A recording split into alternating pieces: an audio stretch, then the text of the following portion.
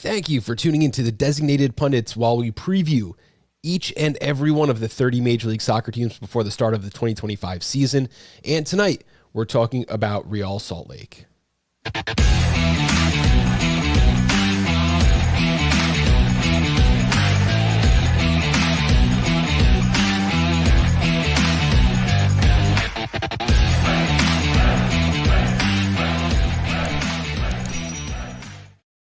Just like the graphic said, hit that subscribe button. Make sure you follow the Designated Pundits on your favorite podcast host.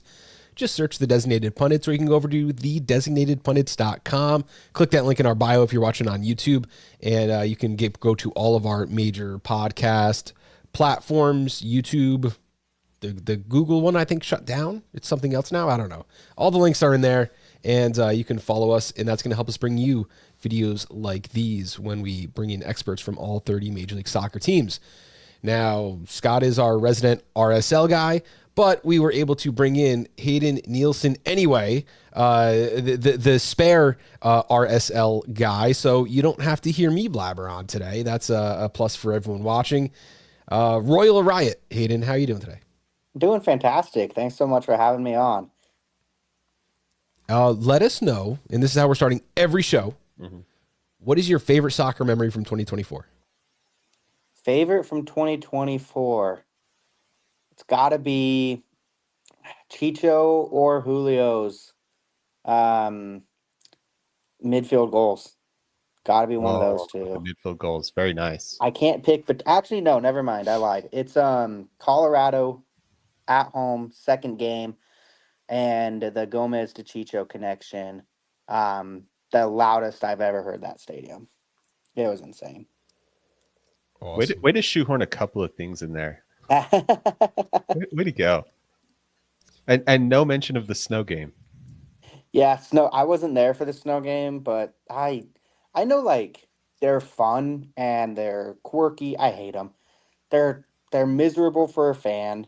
They're miserable for players. I don't want to, like, get rid of them. That's not what I'm saying. I'm not all for them like everyone. You got to throw that orange ball out there, let them get after it every once in a while. I loved it. Yeah, orange ball. I know it's the vibes, but man, they're miserable to be at.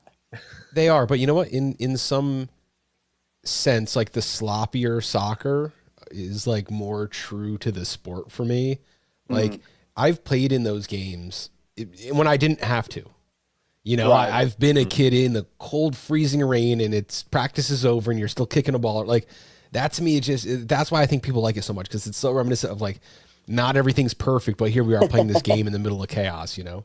Yeah, mm-hmm. I love to see professional players look like regular people. That too, yes. Yeah, you too can tear your ACL slipping on a patch of ice. Let's not go there.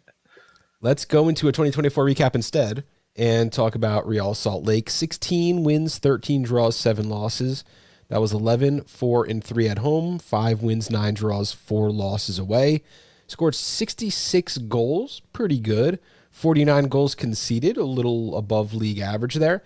Plus 17 goal differential. You were eliminated by Minnesota United, both by shootouts at the end of the round of 3. Round of 3? Yeah, I guess that would have been a round of 3. In the playoffs, 2024. Let's talk about it. Yeah. Hayden, go. I mean, 2024, it was a season of ultimate highs and ultimate lows. I think, Scott, you definitely know with RSL, we're both RSL fans. It was sick during that first half of the season. I thought we were going to be Shield contenders. We had an MVP. And then, middle of July happens. Chicho suspension. We sell Gomez, and we didn't really crash out during the regular season. Like, we were still getting results. We were still scoring goals. We were playing fine. But Chicho wasn't, and that was the big question mark. Everyone else was doing fine. But Chicho went, I think he ended like 16 games without a goal. Yeah. Which is absurd. It's just an insane amount of games to go without it. We had McMath and Beavers battling it out, and I think that was a big key reason for us being a bit above average in goals conceded. And in the end, Minnesota was a super hot team going into the playoffs. I don't think that I personally expected that But looking back on it, I think it should have been expected and they should have been more respected because I think they were on like 5 or 6 unbeaten going into that series. They were very hot to close out the season, and yeah, it was still really close. I think the best way I can think to describe it is RSL continued to function as a team, right? There's 11 right. players on the field, you have depth. All of those guys that had been doing jobs, broadly continued to do them. What you lost that top end extra gear that the team could get to, right? When Chicho was at his absolute best, when Gomez was on the team and was his absolute best, it gave you another gear to go to, and the team lost that.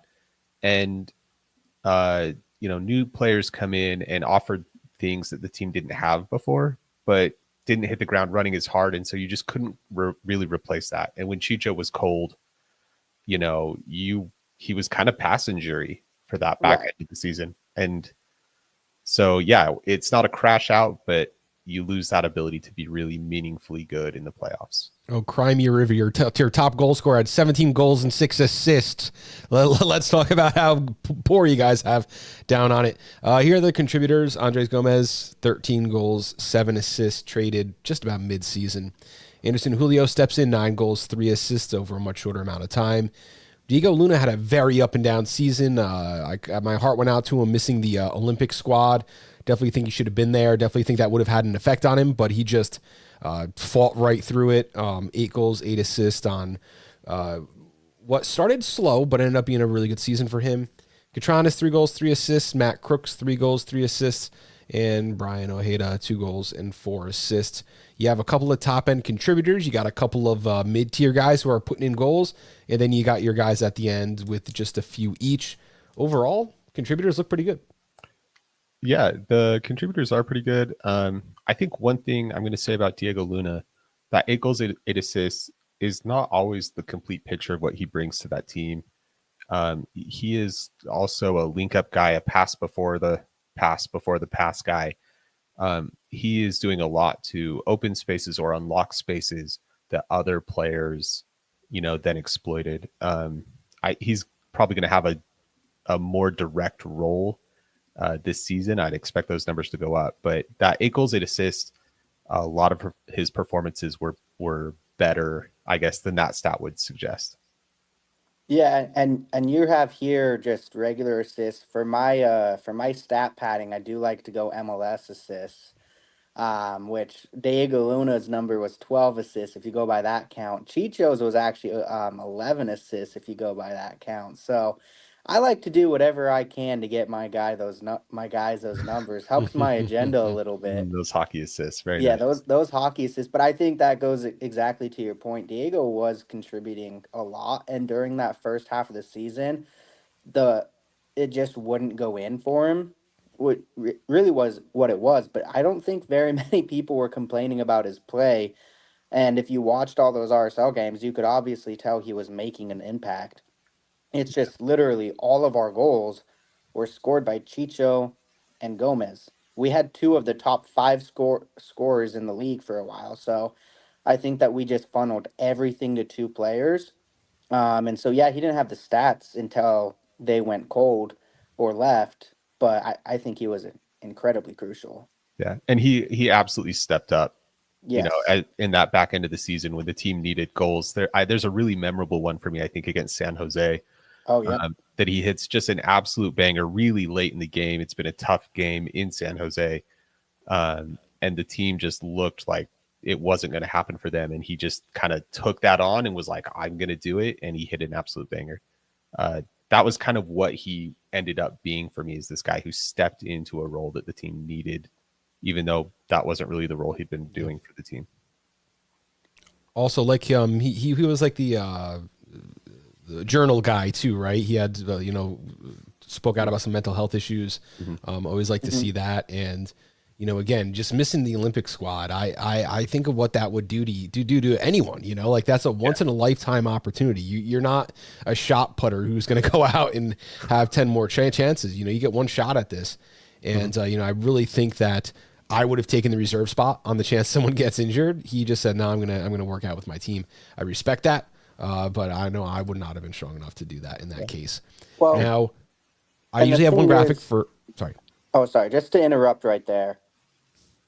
That was the most absurd decision, and it was a coach's not agreeing with Diego. And Diego very much could have said, you know what, screw the United States, I'm going to Mexico. Like, Mexico's been trying to get him for years. He's been told off by USA many, many times. That U20 coach, absolutely, or U23 coach, absolutely insane not to take him. And then he goes and he gets to the All Star game. And I think that he made the right decision by not going as an alternate. I think he made the right decision by staying and playing, because if he doesn't start scoring those goals. He doesn't start assisting those goals. That's when he really came alive. And so I think Diego ended up making the right decision. And obviously he was, probably top 3 player in this January camp. Absolutely. Okay, let's take a look at the ingoing outgoing players. This is usually one graphic, but you guys had a lot of movement this offseason, although there may not be a lot of top end talent in and out. Maybe a few players of note we'll talk about in a little bit. I'm trying to read through this graphic and pick out some names. Beavers on the defensive end, Farnsworth, Silva, forwards Anderson, Julio, Benji, Michelle, Rubio, Rubin, Chicho Arango. That's kind of like the glaring hole left in this lineup. But there are other guys, midfielders, Matt Crooks, that kind of you hate to see him go, but at the point, like when we're going to look at this depth chart, where would you even use his, it's time to let some of these other names grow into a starting spot too for me. So is there anyone that you'd like to highlight off the outgoing transfers list? Hayden, Yeah. go ahead. You want to take the low-hanging fruit, or should I? Yeah, I can take. I mean, if you go through this list really fast, I mean, Gavin and Matt Crooks, both the same thing. They wanted to go to Europe. Matt Crooks needed to go to Europe. His family, Mm-hmm. that was a family personal issue. Not personal issue with Salt Lake City, Utah. They actually really enjoyed it here. It was a bit complex, but they needed to be in England. And it's like, we're not going to hold a guy here. And then Gavin, he's been wanting to go up to Europe for a while. Anytime RSL players would ask, "Oh, who's your next teammate to go to Europe?" It was Gavin every time. So Gavin, Crooks, yeah, they were contributors. They requested to be let go when they had offers come in, and then Chicho also, that was the low hanging fruit. He requested that he needed to go for his family reasons. Um, Lots of speculation this offseason. I don't want to get into the speculation too much, but I think it was definitely best for both parties to make that outgoing move.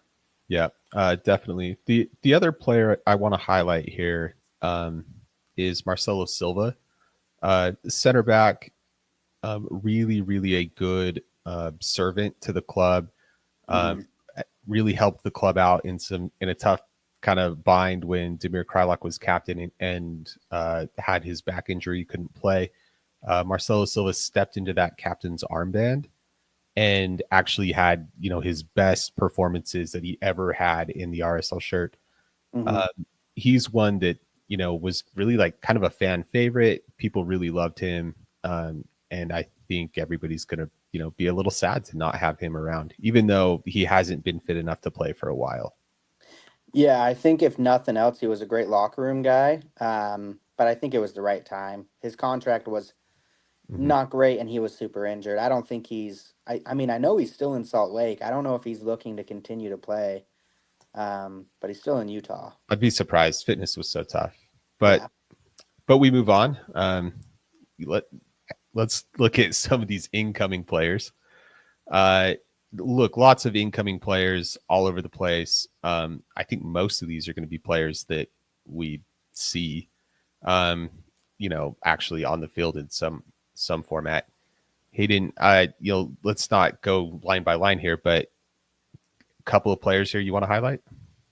The biggest one when I see this list is definitely Forster Ajago. Um, he's been really good this offseason. He would have started the first preseason game that was televised for RSL had he had his immigration papers all completed and everything like that. He like if we were playing San Jose tonight, he would be the starting 9. RSL loves him. He's bigger than any 9 they've ever had. He's incredibly fast. He stays on his line, and when I talk to, a lot of Nashville fans, they don't know why he didn't get minutes. It just seemed like they didn't have the space for him to get minutes. But they were pretty sad to see him go. We got him for free. I think that's incredible Yeah. business. Hmm. Um, and Behind him, then you have Elias Manuel, and I, as a Red Bull fan, I would rather carry an empty spot. I would rather leave that spot on the bus for someone who's gonna, do some hard work. Maybe like a kit man can sit on the bus next to the players. Like that is a dead seat of a guy who honestly could be starting for like the Tampa Bay Rowdies or something. yeah, I don't know what's Probably going not actually. He'd on. probably be a bench player for them. We don't really know what's going on with Elias right now. There's some speculation, um, but it's he's not with the team. I don't believe so. It really looks like it is just RF Piol behind him, which they really like him. He's just really young. Um, they do like him a lot, and he can develop. But this league is going to be a bit of a transition from the A League. And then the other one that I wanted It's to a big highlight jump, was, and the fans of yeah, Bill's previous team said, "Hey, he's really young. He might not be ready for this jump." That was yeah, a legitimate concern from fans who like him, by the way. yeah. And I think that the jump is okay. I don't think that it would be wise to give him more than, 10 to 15, maybe 20. I think Monarch minutes could be really good for him. I think Monarch minutes, Um, lots just of get, Monarch minutes. yeah, I wouldn't be mad seeing him in Champions Cup for this first round against, Costa Rican team that we should be able to handle pretty okay. Um, and then the other big one I wanted to mention was Kobe Henry. This is one that, again, it was really underrated move, but I have heard fantastic things about Kobe.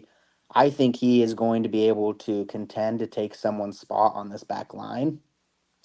Justin Glad, Brian Vera, and whoever the right back is, they're going to need to stay ready because Kobe is hungry for a spot. I wouldn't be shocked to see it be the right back spot, honestly. Kobe looks better than I was expecting. I was expecting Delence Hmm. Pierre, and Kobe looks a long ways ahead of him. Yep. Um, I do think he's I think he's going to get lots of Monarchs minutes. He is still behind other guys, but in a long season with players who do pick up injuries, there's going to be plenty of opportunity for him to get into that 18. I I, want to highlight two other players real quick before we move on mhm. to the depth chart. Rafael Cabral, and I am going to insist on Rafael because he's Brazilian. Um, Rafael Cabral coming in to be the new starting goalkeeper. Zach McMath really did pretty well last season and had a really good postseason, but does have a long-term injury to his pectoral muscle, I think, or something like that. Anyway, Rafael Cabral coming in with a lot of experience, Champions League experience with Napoli, top level, Brazilian league experience. So he comes in and is really going to provide some stability in the back there. And then the other player I want to highlight is Sam Junkwa, who is coming in and going to provide some left back and left center back depth and competition. This is going to be the first time for a long time that RSL is going into a season with five center backs really with Kobe Henry, five center backs who could legitimately play Hmm.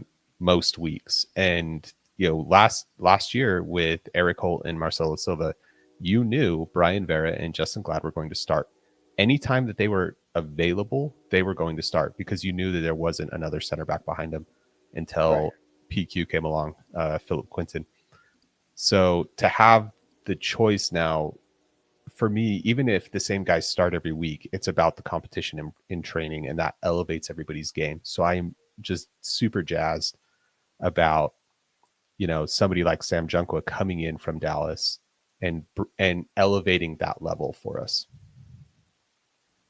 Yeah, I think that's a great, great point. Now, let's see how this all fits together. I have a little depth chart here I made and I share out on social media asking for some feedback. I got very little from the RSL faithful, so let's take a look at what we have up here. And let's start from the back. Rafael Cabral, Mason Staduhar, Zach McMath. Hayden, pick your one. Yeah, it's Cabral because McMath's out for probably looks like the season. So Mm-hmm. Yeah, I don't think they would have gone and gotten both Rafael and Mason if McMath was going to come back at midseason or something like that. Yeah. Nope. I think what's interesting about this is if you watch the preseason games and if you watch really RSL over the past few years, they see the goalie as an extension of their, in possession, field presence. So they play through that goalie position. They expect you to be good with your feet. Rafael Cabral looks a little more comfortable with his feet than Zach McMath was, a little more accurate with that long passing, and just going to be a little more adept at handling that ball under pressure, especially being pressed by the forwards. RSL is going to play a little bit risky, playing out of the back, especially off goal kicks. And so having a goalie that come in with that kind of comfort level is going to be really helpful. Agreed. Love it. Let's move up to the next line and talk about the center backs. We've already touched on it a little bit. There were some times last year with a couple injuries where you had one or none starting center backs. Let's talk about, I put up Brian Vera and Justin Glad. Those were my top two. Let's talk about your best two and the depth behind them.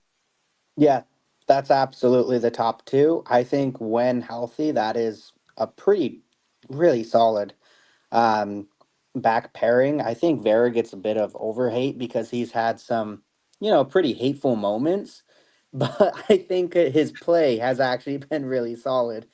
Um, and then your depth, I think Kobe will actually be backing up Justin Glad. Um, so that's who him and PQ is who I would put there. Mm-hmm. I think this is going to be an interesting position to watch. I think Brian Vera is skating on thin ice in a way. He's definitely your day one starter. He's been rolling out for the preseason games in that first team unit. And yes, but I think he's on thin ice. He had the spitting incident last year. He got himself suspended a couple of times for different things, picks up silly cards. And just to be totally honest about him, I think there's some center backy traits that he hasn't really developed. He's not really that good in the air. He kind of panics a little bit and does silly things from time to time, like trying to bicycle kick the ball. Against Minnesota. Yeah. So I think the coaching staff's going to have him a little bit on thin ice, which is I think why somebody like Sam Junkwa's come in. But I think that's where there's opportunities, for Sam or Kobe Henry or Philip Quinton to get additional minutes. Because I think obviously Brian Vera is who he is, and he'll get himself suspended again at some point. Glad too will pick up a yellow card accumulation at some point. But I just think Brian Vera is going to be on thin ice for a while. Can I make a hot take real quick? I think Justin Glad's actually on thinner ice than Brian Vera if you're looking at on-field performance only. Now, if you incorporate, hey, Brian Vera is probably one more big-time mistake away from being like the spitting incident, yes, absolutely. I would imagine that RSL does not have that much more patience with that kind of a thing. But when it comes to on play, it's a very big feeling I've been getting from this offseason. If Kobe's going to take over someone's spot, and I'm a betting man, I love gambling, I would bet on You're on the right show. You're on the right show. Yeah, you are. I would bet on it being Justin Glad over Vera that he takes over for. The fact that Justin Glad hasn't gotten the captain's armband as default, given his experience with the club, and stuff like that, the players see him as a leader, but the fact that he hasn't gotten the armband says a lot. Right. And I could see that. Let's move on and talk about the fullbacks. First of all, what are they going to be responsible for on the field? I have Katranis and JV and Brown as our best two responsibilities and depth. Let me take Katranis real quick, and then Hayden, you can take the right back. So Katranis is going to play a completely different role. Left and right back, very different roles here. Katranis is going to play like a left winger. He's going to push really high. If you're watching this team in possession, it's going to look like a 3-back. And then as they start to settle into defensive shapes, he's going to drop into that kind of traditional left back role and defend a little more like a flat 4. But Katranis has, a motor, and he's going to get up and down the field. He's going to play really high, and it's actually that movement and that shape that's going to allow players higher up to do other things. That's what is going to allow Diego Luna to slide inside. So Katranis is definitely your day one starter. Sam Junqua is probably your number one backup. We might see somebody like Tommy Silva at some point in very specific circumstances. You could see, like, in case of additional injuries in a very specific circumstance, you could see somebody like Andrew Brody, but he's a lot further down. But yes, Katranis is your left back. He's gonna just run, get involved in the attack. Yeah. On the right back spot, I think it is actually Bodie Hidalgo that will start opening day. Philip Quinton, if he was healthy right now, 100%, I would say he is starting. I think Javane Brown is actually number 3, ideally for them. It's a very tight race between all three. I think they feel comfortable with any three of them. So when I say he's number 3, it could mean he's starting any given game. I think there's going to be a lot of rotation at that spot. Yeah, depending and then on Brody's out. I think Brody's out. As the 4th there, I think he's the 3rd over on the left side. Katranis, I mean, knock on wood, but he's not a guy that sits out many games.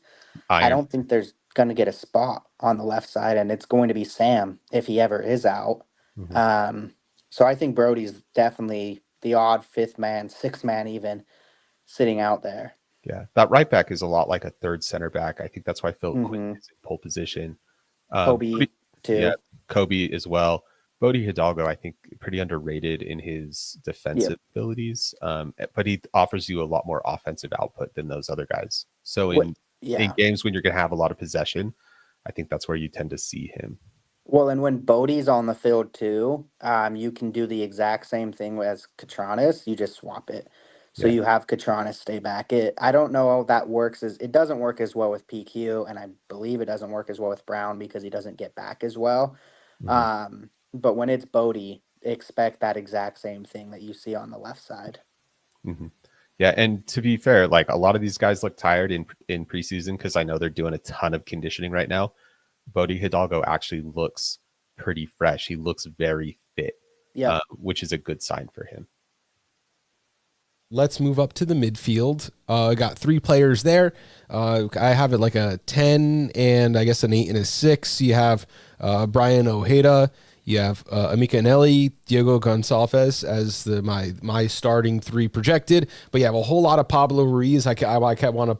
Every time I put a new player on, I'm like, let's throw Pablo Ruiz some minutes there. The only other player I have on the depth chart for the midfield here is Nelson Palacio, and that's just because he won a coin toss with Noel Kalaskin and Luca Moisa, who I've never heard of before. Well, I'll let Hayden cover the starters, but let me say a word about Nelson Palacio. He is really ahead of those other guys. He had a really strong finish to 2024. I believe he's a young DP player too. U22. U22, yeah. Thanks. But he's kind of the most defensive minded of the group. He just doesn't pair as well with some of the other guys. That's the only thing keeping him out. But he could be a starter. I'd be very surprised if he did not have meaningful minutes this season, especially to help close out games in a defensive role, because he's very much the defensive-minded guy in the group.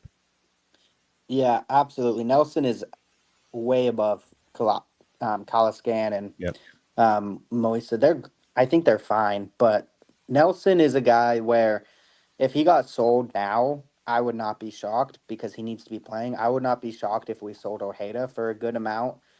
Because we have Nelson. Not that saying we'd rather prefer Nelson over Ojeda. We would definitely prefer Ojeda. It's just we have a lot of flexibility. I think Ojeda and Emeka are the best pivot midfielders in the league. I think that is the best combination. I want you, like, if you would disagree, that's great. I love that. Just come at me with another pairing because that pairing, it's fantastic. It's underrated. If it's not the best, it is the most underrated because people don't realize how good they are. And in that second game with the United States, everyone got introduced to Emeka. He was fantastic in that game. Ojeda, super solid. Pablo Ruiz is going to be that 3rd guy off the bench. Nelson will be the 4th, or not off the bench, but 3rd and 4th midfielders. Pablo can play anywhere. Like, you have him listed as the 10. That's really smart. He can be there. Diogo is very solidly there, but I would say his backup is actually going to be Lachlan and then Wolf as well. Um, so Lachlan will be there most likely, coming off for Diogo, but it's really those the left wing, right wing, and 10 are super interchangeable. So when I think of midfield for RSL, I don't group the 10 as a midfielder. I just kind Mhm. of group them in that attacking. For RSL, the midfield really is that double pivot. And the Yep. thing that you have to understand is they're really like 8-6 hybrids, both of them. Yep. And their goal is not to necessarily be any one thing. It's to control the ball, control the game. And that's what makes Ojeda and Nelly such a formidable partnership is those guys are super comfortable controlling the ball and playing out of any situation. Defenders Hmm. draped across their back, they don't mind. Yeah. Watch them go into challenges. They are not going into challenges only to win the ball. They expect to come away with the ball under control. Hmm. You almost never see them just kick the ball away or out of bounds or anything like that. It's a really unique pairing in the way that they approach the game, and very, very tidy. And I think that's why it's so difficult when you talk about Pablo Ruiz as a guy that is going to force his way into the squad at some point. He is going to force his way into the squad, and it is probably not going to break up the pairing of Ojeda and Anelli. Yeah, I don't think you can break that up. And so it's going to be interesting. I think he's going to be anytime we're chasing a goal, he'll come on with 30 minutes left and he will try to do as much as he can. So I think that's kind of his role right now. With Diogo, he's the make or break player this season. If we're talking about that 10, if RSL wants to be a top 4 team again in the West, they need him to be a DP. They need him to be, Hani Mukhtar. They need him to step up and be a $4 million signing plus that. So he is my make or break player. If I have one player that says, "Hey, if you're not good, RSL will be," I don't think this team can be bad. I think our floor is like the 8 seed, which isn't great, but I don't think we fall out of the playoffs. And I think that the only way we're actually top 4 is Diogo. Diogo's got a lot riding on him, and I think his contract, if I remember correctly, RSL can waive him at the end of the year. Mm. I think they structured his contract to be kind of short, so if he doesn't pan out, they're not bound to him for a long time. For people who may not know these players, Diego Gonçalves and Dominic Marzik, they came in the end of last summer in the transfer window. Talk to me, tell me what they can do. Like I've never seen them play before. Like Yeah. there are so many different 10s and different ways you can get at that position. So think of Diogo as a left wing /10. Him and Diego Luna will be switching all game long. You'll see them switch.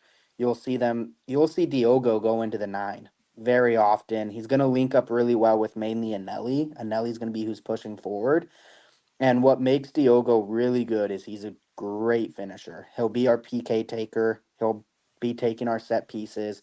That's one thing that he is really good at, and kind of what I think you expect to tend to be good at is taking those set pieces. Dominic is going to run at you. He's very speedy, and he's a pretty accurate passer. Dominic is higher up than Andres Gomez was when Andres Gomez came in, and I think that we will not be able to keep Dominic past the summer. I think we're going to get an offer we can't refuse. I think Dominic's thing, he's a little bit different a player than Gomez. Gomez had different physical attributes. I think Gomez had a more explosive burst of speed than Dominic has. Right. The thing that Dominic brings that Gomez didn't have, and which really elevates Dominic, is the way he reads the game is a lot more advanced right now. Mm-hmm. And so when you do watch him out of possession, he is reading the game and positioning himself to influence the game offensively and defensively in a way that Gomez just could not match for a very, very long time. But he's not quite the finisher that Gomez was. So it's not we're not expecting Dominic Marchuk to go out and do what Gomez did in the first half of the season. He's going to be his own sort of player on that right wing. Now to get to some 2025 storylines, I pose these as questions, but they're also just kind of stories we're going to watch throughout the season when we watch RSL. First is, where can the team look to upgrade, and what positions would you consider upgrading today? I think the biggest one's the 9. I think everyone knows that when you look at RSL, they need a 9. Ajago is awesome. I think he's going to be cool, but I don't think that that's necessarily like if I'm Cool doesn't banking pay on the it. bills. It doesn't put 15 goals in the back of the Right. net. Yeah, I you're looking for think consistent performance out of somebody, and yes. it's still a question mark. He looks nice. His finishes against the Mhm. Red Bulls were very Wide open. well, very wide open, but he took them very calmly, right? Yeah.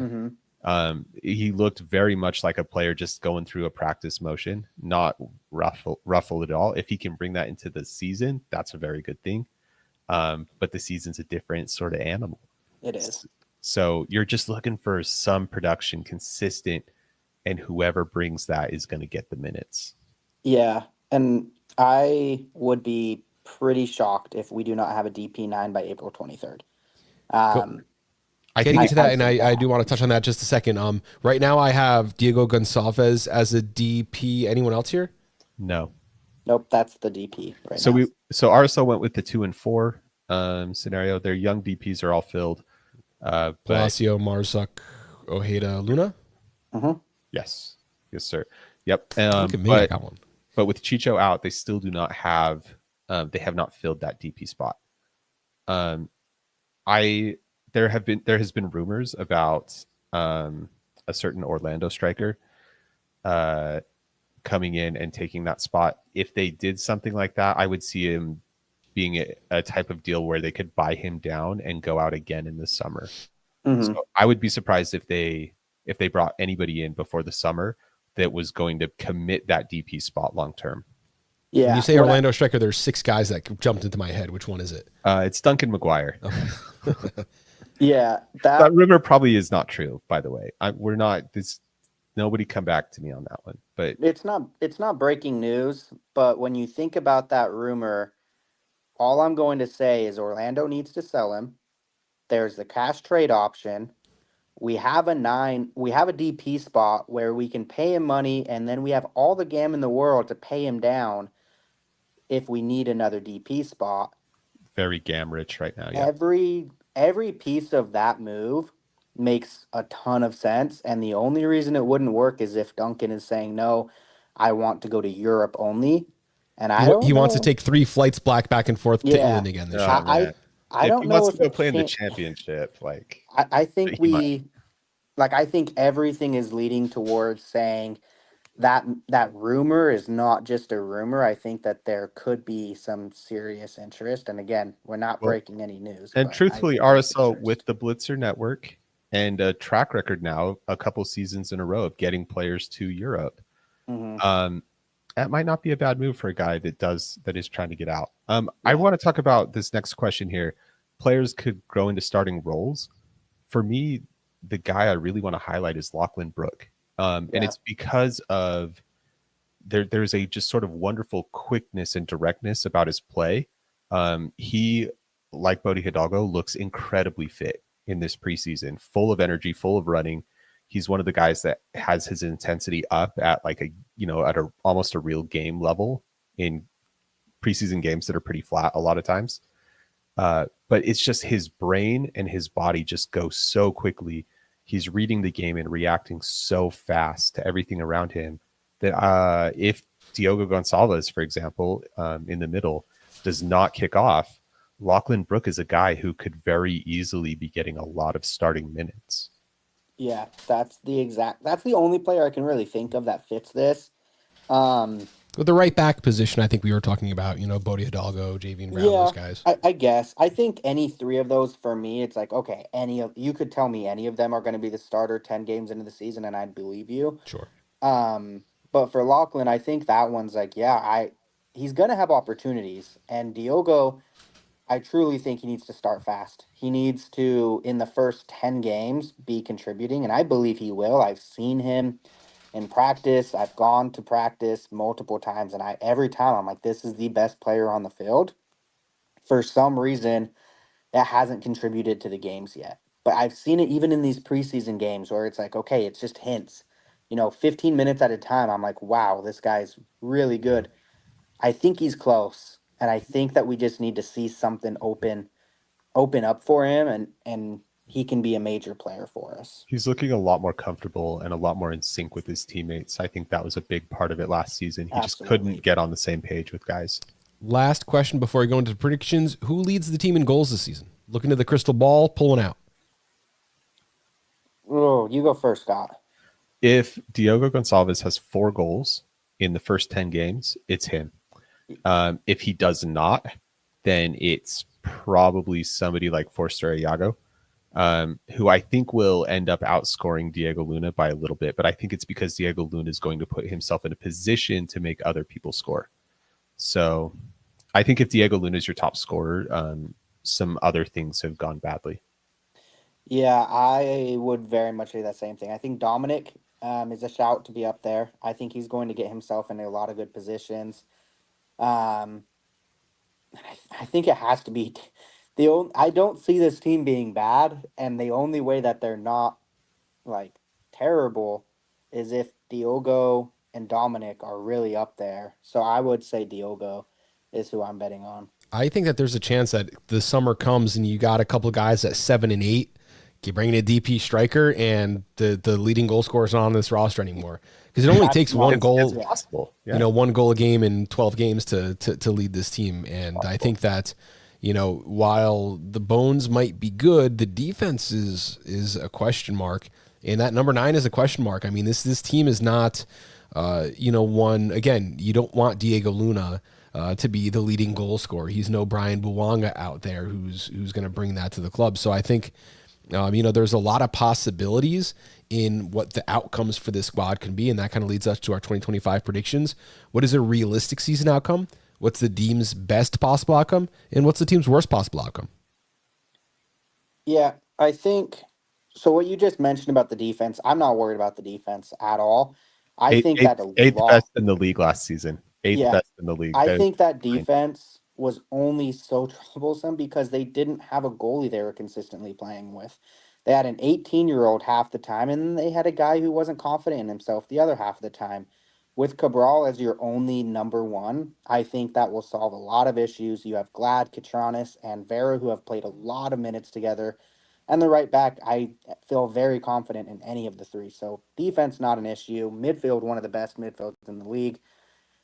Luna, I think you are actually okay if he is the main goal scorer, but only because I think Pablo is begging him to be the main goal scorer. I think Pablo is begging him to shoot and to actually do everything else. So if he's the main goal scorer, I wouldn't be shocked. I don't think that means anything's going necessarily terrible. But for the realistic season outcome, I mean, right now, let's pretend we don't get a 9. Let's just say it's what we have on the roster. I would say 6 or 7 is pretty realistic for me. I think this team is in the playoff picture. Mm-hmm. I think my sort of downer take is I think this team still lacks a little bit of that top end, that special something that teams can bring that elevates their play. I think this team is going to be a good regular season team. I think they'll find enough goals to make things happen. They're going to be competitive in almost every game. But they're just going to lack a little bit of that. And I see them being at the bottom end of that playoff picture. Mm-hmm. I think that's the bottom, but let's talk about what happened last year. I mean, you had Andre Gomez. He was sold. That was maybe not shocking, but it's not something I had anticipated for when covering RSL. So I think that the worst case scenario is more Marzuk gets a call from overseas. Ojeda gets a look from Europe, and those things can really, bring this squad down. I think that worst case scenario, this is probably still a playoff team, right? Like if everything goes poorly, you're at the 9 and 10 turn and you're sweating it on decision day. I think we could be sweating it. And you're right, though. The floor on this team is still high because you have key depth in key positions, and you have the bones of this team are still good. The bones of this team that carried this team to pretty high heights last season are still good. And we saw what kind of the worst of that looks like the back end of the season, and it was still a functional team. And can I say something that nobody's talked about I haven't seen anyone talking about it when they're talking about RSL. It doesn't matter who we have on the field. They're all going to compete incredibly hard for Pablo Mastroeni. I think that he is a guy that will get minimum a playoff spot. So if you did sell Ojeda, you do sell Luna, you do sell Marchuk, you sell everyone that could realistically be sold, I still think that he would find a way to get the X Dog going machine going again. I think it's annoying when that's all we have. And I think we have way more than that now. Like I was actually annoyed when it was like X Dog this, X Dog that, because I'm like, I want to be a great team. And I think we're one piece away from being an MLS Cup contender. I think we are a DP9, even a Duncan McGuire away from being a cup contender. I truly think that we are very close. And I think that the offseason has a lot of people down on RSL. Bob, I know you're down. I know you think that we're just in selling mode. I don't necessarily think that. I just am trying to be, the devil's advocate here and be like the most pragmatic person on the show. Yeah. One of us has to not drink the Kool-Aid. It might as well be you. It might, yeah. I think it's impossible. Like if you're not drinking the Kool-Aid right now, I don't know how you're not having a good time, because it's a fun time to be an RSL fan. I truly believe that. And we've all seen times when it's not fun. And I think that this is an organization where, yeah, we're going to sell players because we're not going to keep them and say, hey, we're not letting you go. Andres Gomez, if we said, hey, we're keeping you and we're not letting you go, we don't get guys like Dominic. There Yeah. is fans in Colombia begging them to let their star striker come to RSL. Because But they he know it's a said, pathway. They know it's a yeah, they legitimate know pathway. this is a legitimate pathway. They know, Yeah. hey, if you go to RSL, they're going to send you to Europe when an offer comes that's fair to RSL, but it's also a fair offer to you. They're not going to hold you back. And yes, sometimes that means we lose a guy like Andres Gomez in the middle of the season. But I do think that we've now proved that. So now we've awarded ourselves the opportunity to say, Dominic Luna, we're really good right now. We're going to keep you until the winter. I don't think we had that affordability because we haven't proven it yet. Now we've proven it several times over. I think that if we are showing in the first half of the season, hey, this is a team that can be a very, very good team, I think that we're going to hold on to Diego Luna for another winter and for another window. Sorry, not winter, another window. And I think we'll hold on to Dominic as well. And Ojeda, I don't think we'll sell if we're looking like an MLS Cup contender again.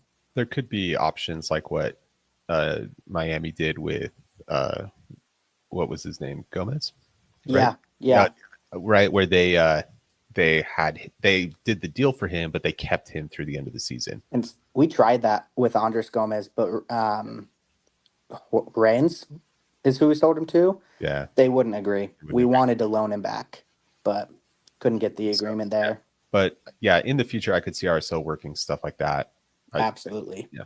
All these questions are going to be answered real soon. Season starts in 9 days. This was preview 26. 4 teams left to go after this. Hayden, thank you so much for joining us. Let us know again where we could find your work. Royal Riot. We're on Instagram, TikTok, YouTube, Twitter, pretty much anywhere. Spotify, Apple. Shout out to ABC4, our producers. Anywhere you guys want to find us, you'll be able to. All right. Thank you guys. And thank you at home for tuning in to the Designated Pundits.